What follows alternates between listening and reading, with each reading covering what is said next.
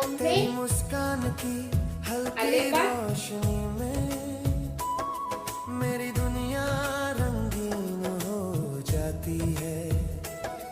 तेरी बातों के जादू से महके राहें तेरे बिना। 1 वाटी आलं, पल लगता 1.5 वाटी गुळ, 1 चम्मच तूप, गुळाचं पेस्ट, अर्धा चम्मच हळद, चिमूटभर मीठ, इलायची पावडर,